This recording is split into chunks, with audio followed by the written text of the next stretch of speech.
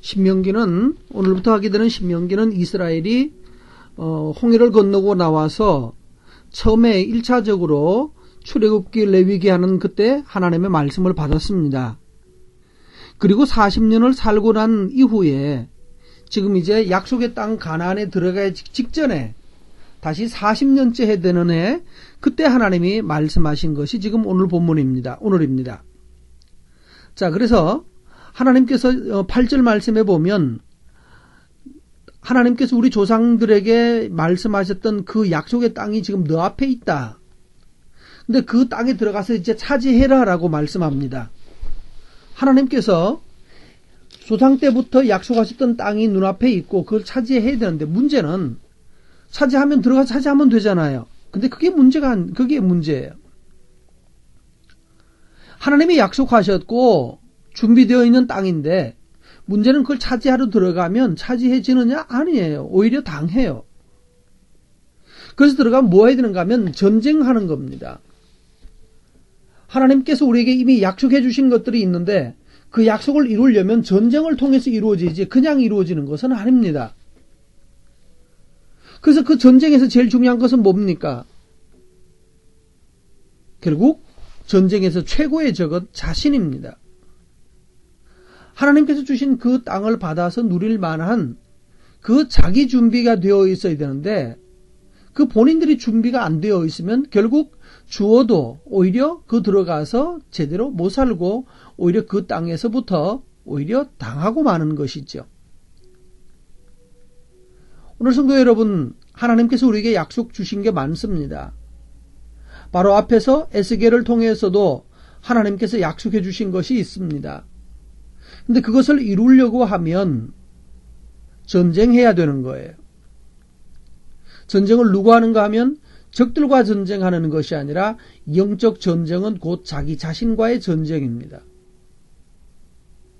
내 속에 하나님을 거스리는 방법들, 내 속에 하나님의 그 말씀과 말씀의 규례를 따라 살 것에 대하여서 오히려 도전하고 반대하면서 자기를 유지하고 보존하려고 하는 거예요. 그래서 하나님의 말씀에 대해서 또 하나님에 대해서 방수 페인트를 발라놓은 거예요. 그래서 하나님의 생명 강수가 문지방에서 흘러나오는 강수가 내게는 도무지 내 속으로 들어오지 못하도록 방수액을 발라놔서 말씀 우리 인격 속으로 들어가지 않아요. 귀에 살짝이 들었다가 오늘 말씀 좋았어요 하고 그게 끝나는 말씀. 결코 약속을 받을 수가 없고 이런 방식으로는 결코 하나님이 주신 약속의 땅을 누릴 수가 없게 됩니다. 그렇기 때문에 해야 될 일이 뭡니까? 9절 말씀에부터 가보시면 모세가 이렇게 말합니다. 나는 홀로 너희 짐을 질 수가 없다라고 말해요. 이때까지 잘해 오셨거든요. 근데 모세 입장에서 모세같이 훌륭한 사람도 나는 너희 짐을 나 홀라서는 더 이상 감당이 안 된다라고 말씀해요. 11절에 보면 하나님께서 너희를 현재보다 1000배나 더 많게 하시고 복 주시기를 원한다. 아멘 하면 되죠? 그러나 아멘 했다고 해서 실제로 1000배보다 많은 복이 임하지는 않습니다. 그리고 이 복이 저절로 그냥 시간 지나면 저절로 주어지는 것도 아닙니다. 뭐 해야 될까요? 12절 말씀, 나 홀로는 능히 너희의 괴로운 일, 힘겨운 일, 다투는 일을 담당할 수가 없다. 그러면서 인정받는 사람, 지혜와 지식 있는 사람 중에 너희들의 지도자를 삼으라 라고 말씀했습니다. 우리는 삶에서 실패하는 것이 왜 그럴까요? 전쟁에서 왜 실패할까요? 자신감입니다. 나 할 수 있어요. 난 할 수 있다고 믿는 것. 이런 믿음이 영적 싸움에서는 판판히 실패하는 원인이 됩니다. 내가 할 수 있다고 믿는 동안에는 하나님이 하실 일이 없습니다. 그러나 하나님께서는 지금 모세도 할 수 없다라고 말하는데 우리는 너무 자신이 많은 게 문제란 말이에요.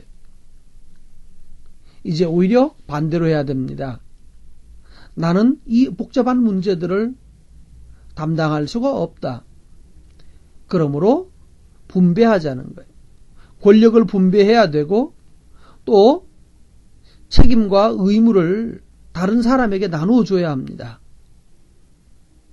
그러기 위해서 필요한 것은 바로 조직입니다. 함께 책임을 지는 조직. 함께 자기 이 책임을 지라고 말할 때는 꼭 필요한 게 뭐죠? 권력을 줘야죠. 판결권을 줘야 합니다. 네가 알아서 판단하고 책임은 너가 져라. 그렇게 돼서 결국은 하나님의 지혜를 가지고 사람들이 조직되면서 그 사람들이 각각 자기 역량껏 자기 힘 범위 안에서 다른 사람들을 돕고 섬기고 또 스스로 하나님의 말씀을 판단하고 결정해서 하나님의 뜻을 이루어가기 위해서 노력하는 그런 함께 있는 동지들, 함께 짐을 지는 하나님의 말씀의 동력자들이 필요한 것입니다. 이 조직은 상하 조직이기보다는 동력 조직입니다. 함께 동력해야 되는데 우리는 다 너 내 시키는 대로만 해 이렇게 하면 그들은 일하지 않습니다. 시키는 대로만 하라고 하면 차라리 그냥 로봇 사서 하는 게 낫죠. 그래서 판결할 때 17절 말씀해 보면 재판은 하나님께 속한 것이기 때문에 외모를 보지 말고 귀천 차별하지 말고 사람의 낯을 두려워하지 말고 그렇게 말씀했습니다. 오늘 여러분 우리는 사람들에 대해서 외모로 사람 판단하고 귀천에 따라서 먼저 선입견을 가지고 먼저 결정해 버립니다. 그 이런 말이 있잖아요. 얼굴이 이쁘면 다 용서된다고. 그게 뭐예요? 외모로 보는 거죠. 안 됩니다. 그래서 당하는 거예요. 하나님은 외모로 보지 말라고 말을 했어요. 그 사람이 귀천을 따라서 사람 판단하지 말라고 하셨어요. 근데 우리는 그걸 보고 저 사람을 함부로 해도 될 사람 안 될 사람 그걸 보고 결정을 합니다. 그래서 우리가 실패하는 거예요. 우리의 똑똑한 경험이 판단이 실패하게 만들었어요. 어떻게 해야 됩니까? 말씀에 따라서 해야 합니다. 하나님의 말씀이 어떠하냐에 따라서 이쁘든지 이쁘지 않든지 힘이 있든지 없든지 권력이 있든지 그 사람이 어떤 사람이든지 간에 낯을 보고 사람 따라서 행하는 것이 아니라 하나님의 말씀을 따라서 판단하고 결정해야 합니다. 그것이 바로 앞으로 들어가서 약속을 받아서 누리는 방법입니다. 하나님 주신 언약을 축복의 약속을 천배나 많게 하는 이 하나님의 축복을 제대로 누리려고 하면 말씀에 따라서 결정하고 판단하는 훈련이 되셔야 됩니다.